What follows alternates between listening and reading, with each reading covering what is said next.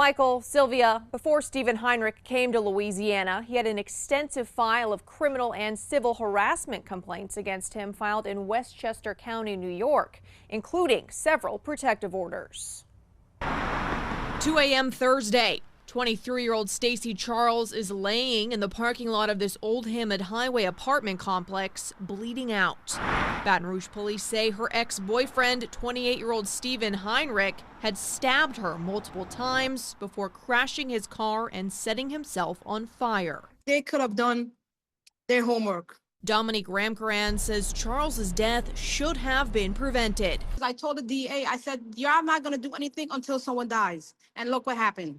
Ramkaran, who lives in the same New York town as Heinrich, knows him well. He and her daughter went on a couple dates in 2023, and since then, their entire family's life has been a nightmare. A year and a half, you harassed and stalked my daughter.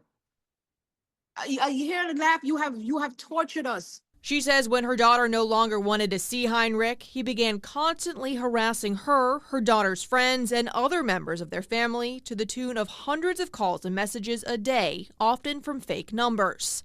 To the point my phone is on Do Not Disturb. If you're not in my favorites, you could not reach me. Ramkaran says the police didn't do much about it until they got a restraining order against him, which he was arrested for violating. However, he never served jail time.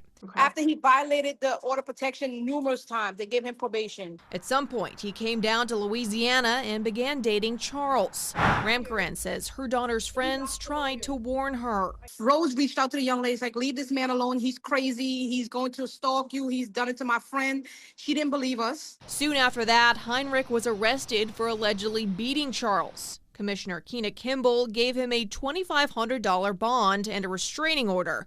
This was just 1 week before the stabbing.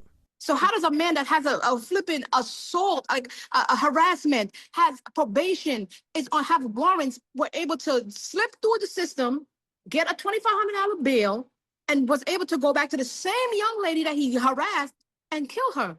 The WBRZ investigative unit has learned that at this hearing, the state did not have his complete criminal history, but did tell Commissioner Kimball that he had been arrested for violating a protective order in the past year. The system failed both of these young ladies. It failed every young lady that had to go in the path of this man. He was supposed to be in jail. According to Baton Rouge police, Heinrich had 6 different protective orders filed against him from women out of state. It's not clear why the DA's office here in Baton Rouge didn't have access to that information, but according to BRPD, they all have access to the same database where they could have found it. For the investigative unit, Bess Casserly, WBRZ News 2.